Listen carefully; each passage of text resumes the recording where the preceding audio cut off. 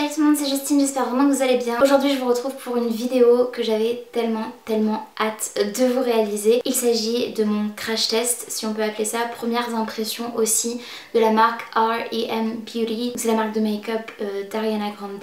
J'avais juste trop envie de vous montrer du coup ma commande, je vais vous en parler un petit peu et de tester pour la première fois les produits. Je ne les ai même pas encore swatchés puisque je voulais vous montrer dans les close-up les produits encore neufs. Donc je viens de réaliser les close-up pour pouvoir utiliser les produits. Donc je pense que tout le monde connaît la chanteuse, actrice Ariana Grande, elle est plus à présenter. Je vous mettrai une photo d'elle ici si jamais vous venez d'une autre planète, j'en sais rien. Donc sa marque est sortie le 12 novembre, date à laquelle du coup j'ai passé commande. J'ai passé commande dans les 24 heures après la sortie de la marque R.E.M. Beauty, je pense que c'est comme ça qu'on prononce ou alors c'est R.E.M. Beauty, je suis pas certaine. J'ai pris 4 produits que j'avais vraiment très envie de tester, donc je suis contente puisque j'ai eu la chance de ne pas encore avoir été victime entre guillemets de rupture de stock et donc de pouvoir commander ce que j'avais envie.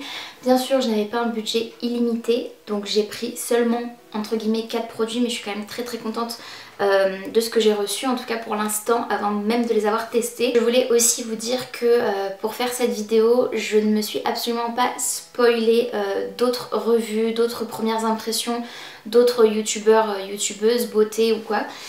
Parce que je voulais pas que ça influence mon avis, tout simplement. Je vais essayer de rester le plus objective possible, malgré le fait que je sois une très grande fervente admiratrice d'Ariana Grande. Du coup ça va être dur d'être objective, mais je vais essayer de faire mon maximum. Donc peut-être que cette vidéo vous sera utile, en tout cas je l'espère. Sinon j'espère que vous passerez un bon moment en ma compagnie, juste pour vous divertir, voilà. Je ne suis absolument pas make-up artiste, je suis pas une maquilleuse professionnelle ou quoi. J'aime bien le monde de la beauté, j'aime bien le make-up, et pour l'occasion j'ai même mis un pull à l'effigie de la créatrice de la marque. Ah oui, j'ai réalisé déjà ma base de teint, donc j'ai mis du correcteur, du fond de teint, de la poudre, et j'ai également mis un peu de blush et j'ai fait mes sourcils. Voilà, c'est tout ce que j'ai fait. Avec les produits que je vais tester, je vais faire le reste.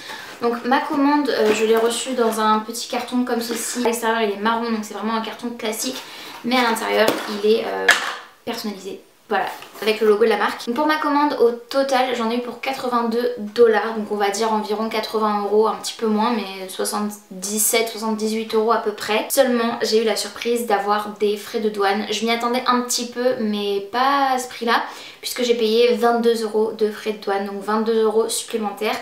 J'ai passé ma commande le 12 novembre 2021 et je l'ai reçue le 12 décembre 2021. Ça a mis un mois tout pile à arriver chez moi. J'ai trouvé que c'était relativement long, mais comme c'était vraiment un lancement de marque, événement on va dire, je pouvais comprendre que ça prenne du temps, mais ma commande a mis plus de 3 semaines à être expédiée. En fait c'est ça qui a pris du temps, puisqu'après l'acheminement, voilà, ça a mis une semaine à tout casser. J'ai trouvé les packaging vraiment magnifiques. Je vous montrerai du coup les close-up à chaque fois. Donc, comme je vous le disais, j'ai pris 4 produits. Le premier produit que j'ai pris, il s'agit d'une palette d'ombre à paupières que je trouve plus que splendide. Enfin vraiment, elle est juste incroyable. J'adore le format et ses packaging sont aimantés.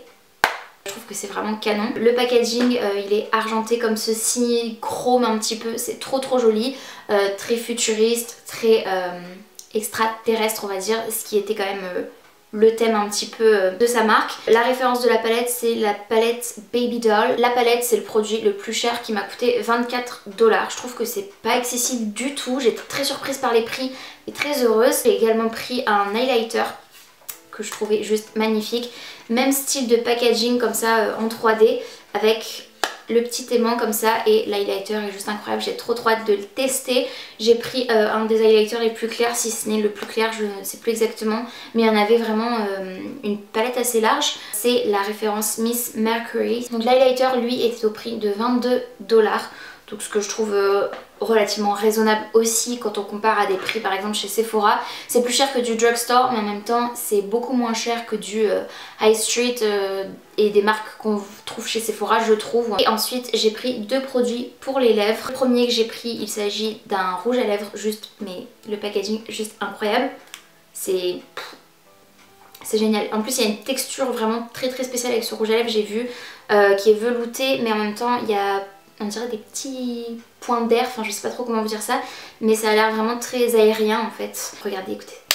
Voilà, c'est juste canon. C'est la teinte Bubbly. Le rouge à lèvres coûtait 19$. Ça doit faire dans les 15-16 €. Away Message. Donc ça c'est la teinte que j'ai pris pour le brillant à lèvres. Qui est le plus classique. Par contre c'est pas du tout un brillant à lèvres avec embout mousse, vous savez. C'est vraiment un embout classique à l'ancienne en plastique. Et le lip gloss m'a coûté 17$. Donc je dirais ouais 14 € à peu près. Je vous fais des conversions comme ça à vue de nez, mais bon. Je suis restée dans des teintes assez neutres.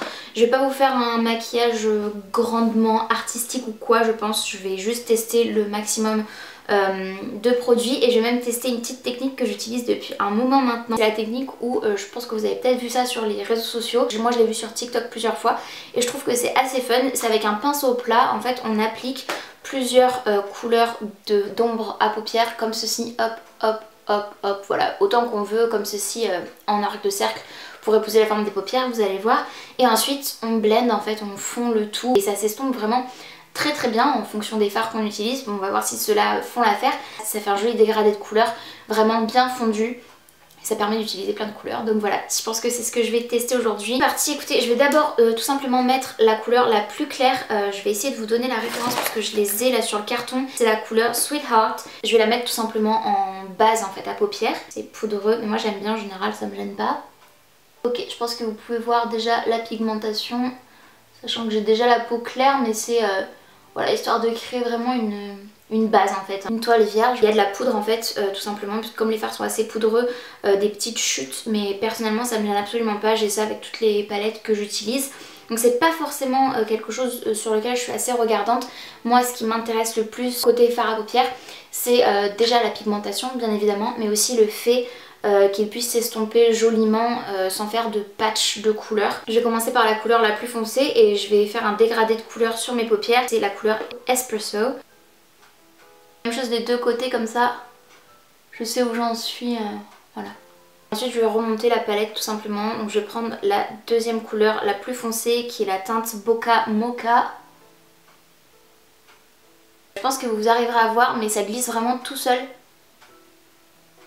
sur la paupière. Enfin vraiment j'appuie même pas quoi. Enfin, pour le coup là ça me plaît beaucoup. Maintenant je vais passer donc au doré qui est vraiment magnifique. La teinte Biscotti. Ce que j'aime bien avec les fards irisés comme ça c'est d'avoir cet effet un peu foil. Là en termes de première impression c'est plutôt très très positif. J'essuie mon pinceau pour éviter d'avoir des couleurs qui se mélangent et du coup de truquer entre guillemets le rendu. Et je vais utiliser du coup cette deuxième teinte irisée là. Je viens d'utiliser cette teinte, cette teinte, cette teinte et je vais utiliser celle-ci maintenant. Parce que l'autre mat comme ça je l'utiliserai plutôt en racine inférieure. Là la teinte que j'utilise c'est la Sun Baby. C'est un beau champagne gold, vraiment très très sympa, très joli. Ok, déjà toutes les couleurs se marient magnifiquement bien ensemble, je trouve. Ce n'est évidemment pas le résultat final mais je voulais vous montrer du coup les fards sur ma paupière avant même de procéder à l'estompage. Je pars de la couleur la plus foncée et je reviens en fait vers le coin interne et je fais des allers-retours comme ça. C'est une technique que j'utilise depuis 10 jours à peu près, que j'aime beaucoup et je trouve que ça fait vraiment un beau dégradé. Je sais pas ce que vous en penserez, forcément les couleurs sont beaucoup moins nettes une fois estompées comme ça que là. Je sais pas ce que vous en penserez mais que les fards à paupières s'estompent vraiment facilement, j'ai aucune difficulté à les fondre, ça fait pas de patch. Je voudrais juste tester quelque chose maintenant, c'est de mettre la couleur dorée, donc celle que j'ai mis plutôt au centre de la paupière. C'est la couleur, je vous disais, Biscotti. Je vais essayer de la mettre au doigt et faire cet effet un peu foil voilà, sur le dessus. Déjà, ok, c'est juste trop beau. Ok. Je pense que vous pouvez voir que au doigt c'est juste extraordinaire. Par contre ça fait des chutes. Donc, je sais pas si les chutes se sont faites tout seul ou si c'est moi qui ai mis mon doigt un peu trop bas. J'ai du coup réestompé ce que je viens de faire avec la couleur Biscotti, même si du coup forcément elle va être bien plus voyante qu'avant. Je vais mettre du coup la dernière teinte que je n'ai pas utilisée, c'est la teinte Croissant, que je vais mettre du coup en ras de cils inférieur comme je vous le disais, juste ici. Ça finit vraiment bien, je trouve, le make-up des yeux. Je trouve que tous les fards sont très jolis, du coup j'ai pu tous les utiliser là et ça me plaît beaucoup. Je vais reprendre la couleur la plus foncée et je vais en appliquer en ras de cils supérieur, juste pour accentuer en fait ma ligne de cils. J'aime bien faire ça en fait, faire un petit effet fumé en ras de cils supérieur avant de mettre mon mascara. C'est très léger mais ça va donner un peu plus de profondeur du coup à mon regard. Maintenant je vais juste mettre du mascara hors caméra. C'est parti. Je trouve que ça fait vraiment un très joli regard. J'aime beaucoup cette palette. J'ai rien à dire en fait dessus puisque je pense que clairement c'est vraiment du make-up que je vais pouvoir utiliser au quotidien sans problème. Maintenant écoutez, on va tester l'highlighter. C'est parti. Ok. Ok, j'adore.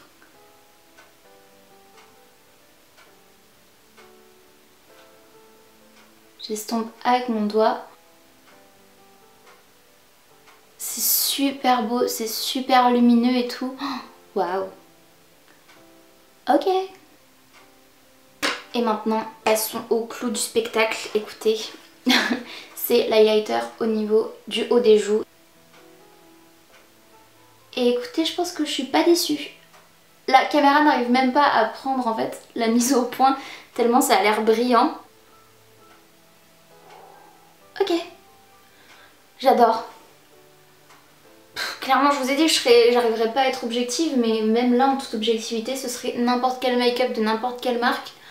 Je suis juste fan, enfin il est incroyable cet highlighter. On va tester les produits à lèvres. Je vais mettre le rouge à lèvres et par dessus je vais mettre le gloss. Parce que je me vois pas mettre juste le gloss ou que le rouge à lèvres, je voulais tester les deux produits. Et Ariana Grande en général, je crois qu'elle fait un combo de plusieurs produits lèvres. Donc voilà, je me suis dit tant qu'à faire, autant s'inspirer de la Queen. Donc c'est ce qu'on va faire. Je vais commencer par appliquer cette beauté du coup sur mes lèvres. Déjà ils sont trop bons, ça sent la vanille, j'adore.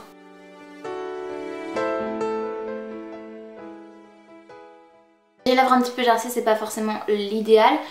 Mais je suis choquée à quel point il est crémeux. Je pense que vous aurez vu à quel point il glisse tout seul, mais il est hyper crémeux, tout doux. Ça se sent pas sur les lèvres, j'ai l'impression d'avoir mis un baume à lèvres en fait. Et j'avais peur de pas aimer la teinte.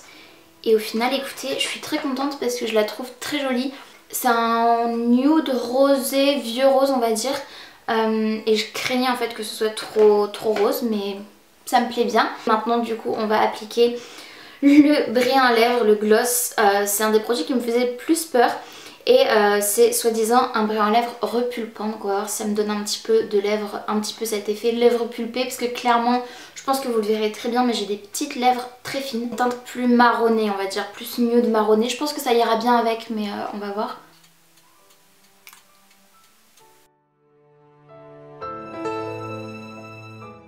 Il glisse tout seul, on dirait limite que j'ai mis de l'huile ou je sais pas trop comment vous dire parce que c'est vraiment hyper doux. J'en ai pas mis une quantité énorme, après repulpant, je sais pas, j'ai pas de picotement ou quoi parce que je m'attendais peut-être à ce que ça picote un petit peu. Je sens que c'est frais mais pas autant que ce que j'aurais pensé.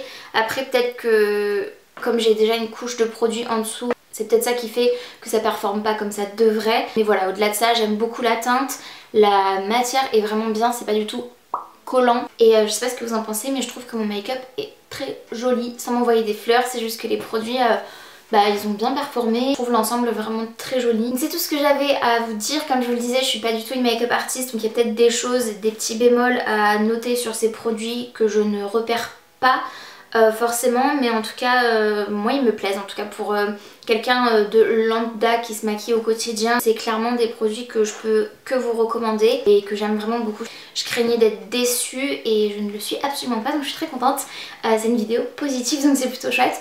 Voilà, j'espère que ça vous aura plu. N'hésitez pas à me dire en commentaire ce que vous en avez pensé, si vous aussi vous aviez commandé sur le site ou bien si vous avez envie du coup de commander des produits de la marque R&M Beauty. Si la vidéo vous a plu, n'hésitez pas à la liker, bien évidemment il suffit de mettre un petit pouce vers le haut, c'est gratuit, ça prend 2 secondes et moi ça m'aide toujours énormément. N'hésitez pas si ce n'est pas encore fait à vous abonner à ma chaîne ainsi qu'à activer la cloche de notification pour être tenu au courant de tout ce que je poste. Et en attendant de vous retrouver pour une prochaine vidéo, je vous fais de très gros bisous, prenez bien soin de vous et bien soin de vos proches et je vous dis à très bientôt.